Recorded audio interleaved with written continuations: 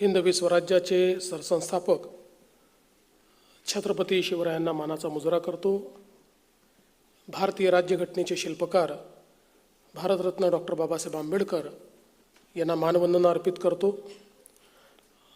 रतन टाटा महाराष्ट्र राज्य कौशल्य विद्यापीठाच्या या पहिल्याच दीक्षांत समारोहामध्ये मंचावर उपस्थित असलेले भारताचे माननीय उपराष्ट्रपती आदरणीय श्री CP राधाकृष्णनजी, आपले राज्यपाल आदरणीय जिष्णुदेव शर्माजी वर्माजी, आपल्या उपमुख्यमंत्री सुनेत्राताई पवार, आपले कौशल्य विकास मंत्री मंगलप्रभात लोढाजी, मुख्य सचिव राजेश अग्रवालजी, अतिरिक्त मुख्य सचिव श्रीमती मनीषा वर्मा, आपल्या या विद्यापीठाच्या पहिल्याच कुलगुरू डॉक्टर अपूर्वा पालकर, या ठिकाणी सर्व अकॅडमिक काउन्सिलचे मेंबर्स, विद्यापीठाच्या परिवारातील सर्व परिवारजन, विशेषत्वाने ज्यांचा दीक्षांत समारोह होतोय असे सर्व स्नातक पदवीधर, त्यांचे सर्व परिवारजन आणि उपस्थित भगिनी आणि बंधूंनो, मला अतिशय आनंद आहे की रतन टाटा महाराष्ट्र कौशल्य विद्यापीठाच्या पहिल्या पदवीदान समारोहाला या ठिकाणी मी उपस्थित आहे। आणि मंगलजींनी सांगितलं त्याप्रमाणे ही गौरवाची गोष्ट आहे की या पहिल्याच समारोहाला माननीय उपराष्ट्रपती महोदय हे प्रमुख पाहुणे म्हणून या ठिकाणी उपस्थित आहेत। यावरूनच या विद्यापीठाचं महत्त्व किती आहे हे आपण सगळे लक्षात घेऊ शकतो। खरं तर आपल्या देशामध्ये देशाचे प्रधानमंत्री माननीय नरेंद्र मोदीजी यांनी 2014 मध्येच कौशल्याचं महत्त्व ओळखलं आणि पहिल्यांदा देशामध्ये कौशल्य विकास विभाग अशा प्रकारचं एक नवीन मंत्रालय सुरू केलं आणि त्यातनं स्किल इंडिया अशा पद्धतीची एक मूवमेंट उभी केली। आणि त्याचसोबत महाराष्ट्र हे पहिलं राज्य होतं की ज्यांनी लगेच महाराष्ट्रामध्ये स्किल डेव्हलपमेंट डिपार्टमेंट सुरू केलं आणि स्किल इंडियाशी अलाइंड अशा पद्धतीचं कार्य आपण महाराष्ट्रामध्ये सुरू केलं। मुळातच माननीय प्रधानमंत्री मोदयांनी हे ओळखलं की आपली डेमोग्राफी जी अत्यंत युथफुल आहे आणि 2020 साली जगातला सर्वाधिक युथफुल पॉप्युलेशन असलेला नेशन असलेला देश हा भारत होणार आहे हे लक्षात घेऊन त्यांनी या संपूर्ण स्किल इंडियाची रचना केली। कारण त्यांना हे माहिती होतं की अ demography with skill is demographic dividend, but demography and youthful demography without skill is a demographic disaster. आणि म्हणून अतिशय योग्य वेळी हे इंटरव्हेन्शन झालं आणि त्यातनं देशामध्ये कौशल्य विकासावर प्रचंड मोठा भर आपण दिला। आणि त्याचाच एक भाग म्हणून महाराष्ट्राने वेगवेगळ्या प्रकारचे इनिशिएटिव्स घेतले आणि त्यात हे विद्यापीठ आपण तयार केलं। आणि मला अतिशय आनंद आहे की आपल्या कुलगुरूंच्या नेतृत्वामध्ये आणि सगळ्या अकॅडमिक काउन्सिल आणि सगळ्या आमच्या विद्यापीठ परिवाराच्या माध्यमातून अतिशय चांगल्या पद्धतीनं या विद्यापीठाने आपला कारभार चालवला आणि आज पहिला दीक्षांत समारोह होतोय ही खरोखर मला असं वाटतं अतिशय आनंदाची गोष्ट आहे। मगाशी जसं कुलगुरूंनी सांगितलं की अनेक चांगले उपक्रम या ठिकाणी विद्यापीठाच्या माध्यमातून घेण्यात आले. वेगवेगळ्या प्रकारचे एक्झिबिशन्स असतील, हॅकॅथॉन्स असतील, वेगवेगळ्या प्रकारे कोलॅबरेशन्स असतील आणि विशेषतः एक महत्त्वाचा इनिशिएटिव्ह जो मायक्रोसॉफ्टच्या सोबत 10,000 महिलांना AI ट्रेनिंग देणं हा एक अतिशय महत्त्वाचा उपक्रम या विद्यापीठाने पार पाडला. आणि मला असं वाटतं की बदलत्या जगाचा महत्त्व लक्षात घेऊन, त्यामध्ये तंत्रज्ञानासोबत AIचं महत्त्व लक्षात घेऊन पहिलं पाऊल हे या विद्यापीठाने टाकलं. त्याबद्दल खरं म्हणजे मी विद्यापीठाचं अतिशय मनापासून अभिनंदन देखील करतो. आणि आज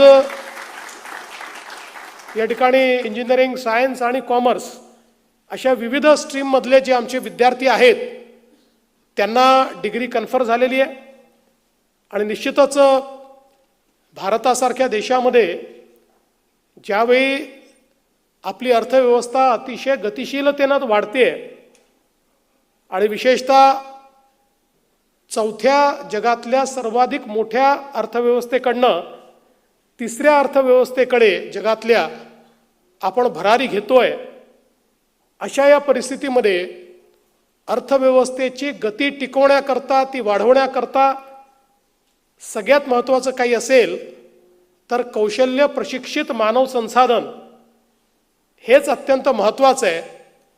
कारण कदाचित गेल्या शतकामध्ये किंवा याही शतकाच्या सुरुवातीला कॅपिटल हे अधिक महत्त्वाचं होतं आणि सर्व प्रकारचे उद्योग, इन्व्हेस्टमेंट हे कॅपिटलवर आधारित इकोसिस्टीम तयार करत होते.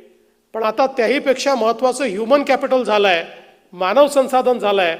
आणि आता जगातले जे काही गुंतवणूकदार आहेत, ज्या काही गुंतवणुकीचे ओघ आहेत, हे कुठे जाणार याचं डिसिजन मानव संसाधन कुठे उपलब्ध आहे याच्या आधारावर घेतलं जातं.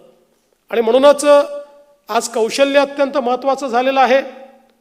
आणि ज्या ठिकाणी कौशल्य आहे, ज्या ठिकाणी चांगला ह्युमन रिसोर्स आहे, त्या ठिकाणी मोठ्या प्रमाणात गुंतवणूक येताना देखील आपल्याला पाहायला मिळते.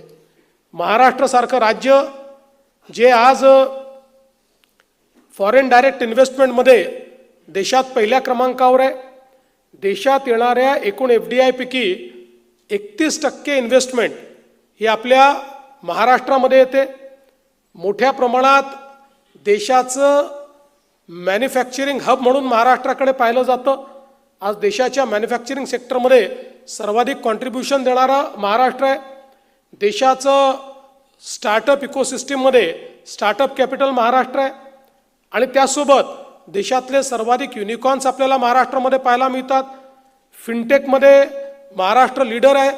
त्यामुळे वेगवेगळ्या क्षेत्रात महाराष्ट्राने ही जी भरारी घेतलेली आहे आणि आपण बघितलं असेल नुकतंच डावोसमध्ये जवळपास 30 लाख कोटी रुपयाची इन्व्हेस्टमेंट ही आपल्या महाराष्ट्रामध्ये त्याचे करार आपण केलेले आहेत. या सगळ्या गोष्टी जर आपल्याला अशाच पद्धतीनं पुढे न्यायच्या असतील तर यात सगळ्यात महत्त्वाचं कौशल्य प्रशिक्षित अशा प्रकारचं ह्युमन रिसोर्स हा महाराष्ट्रामध्ये तयार करणं गरजेचं आहे. मी परवा ज्यावेळेस महाराष्ट्राचा अर्थसंकल्प मांडला त्यावेळी देखील सांगितलं की महाराष्ट्र जर वेगळं राष्ट्र असतं, had it been a separate country, Maharashtra would have been world's 30th biggest economy. जगातली 30वी सगळ्यात मोठी अर्थव्यवस्था ही महाराष्ट्र राहिला असता. आणि ज्या गतीनं महाराष्ट्र आज प्रगती करतोय, in next 2 years we will surpass the economy of UAE and Singapore. त्यामुळे इतक्या गतीनं आपण ज्यावेळी या ठिकाणी प्रगती करतोय त्यावेळी कौशल्य हा सगळ्यात महत्त्वाचा घटक आहे. आणि म्हणूनच मला अतिशय आनंद आहे की आज आपल्या कौशल्य विकास विद्यापीठाने अतिशय चांगली गती घेतलेली आहे. आणि याच्याकडे आपण एक प्रकारे हबच्या रूपानं पाहतो आणि यातनं विविध संस्थांना आणि विविध इन्स्टिट्यूशन्सला चांगल्या पद्धतीचं मार्गदर्शन व्हावं असा आपला प्रयत्न आहे. आज आपण पाहतो की विशेषतः AI मुळे जॉब मार्केट अतिशय वेगानं चेंज होत आहे. आणि आमची जी पारंपरिक पद्धती आहे त्या पद्धतीनं आम्ही ज्या प्रकारचे बदल आमच्या संपूर्ण जॉब मार्केटकरता लोकांना ट्रेन करण्याकरता करायचो, किंवा आमच्या पारंपरिक विद्यापीठांमध्ये ज्या प्रकारे कोर्सेस तयार करणं किंवा त्याच्या संदर्भातले निर्णय घेणं याकरता जो काही काळ लागतो, आता तो काळ आपली आताची इकोसिस्टीम अफोर्ड करू शकत नाही. त्यामुळे आता आमच्या विद्यापीठांना अतिशय फ्लेक्झिबल व्हावं लागेल आणि जॉब मार्केटचा विचार करून त्याला सुटेबल अशा प्रकारचा ह्युमन रिसोर्स हा अत्यंत वेगाने तयार करावा लागेल. आता कुठलंही विद्यापीठ, ते पारंपरिक विद्यापीठ असो, ते कौशल्य विद्यापीठ असो, ते कुठलं अगदी एखाद्या गोष्टीला डेडिकेटेड विद्यापीठ असो, कुठलंच विद्यापीठ हे जॉब मार्केटपेक्षा वेगळं राहू शकत नाही, ते सायलोमध्ये काम करू शकत नाही.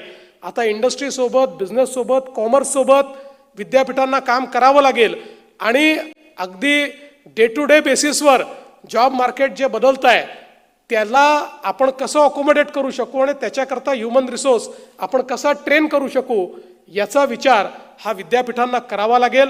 आणि म्हणून मला असं वाटतं की आता AI लिव्हिंग लॅब हा जो एक कॉन्सेप्ट आपण आणलेला आहे, अतिशय उत्तम कॉन्सेप्ट आहे की ज्याच्यामुळे आपण मोठ्या प्रमाणात रिअल वर्ल्डमधले जे प्रॉब्लेम्स आहेत ते सॉल्व्ह करण्याकरता हँड्स ऑन ट्रेनिंग हे आपल्या विद्यार्थ्यांना देण्याचा प्रयत्न करतो.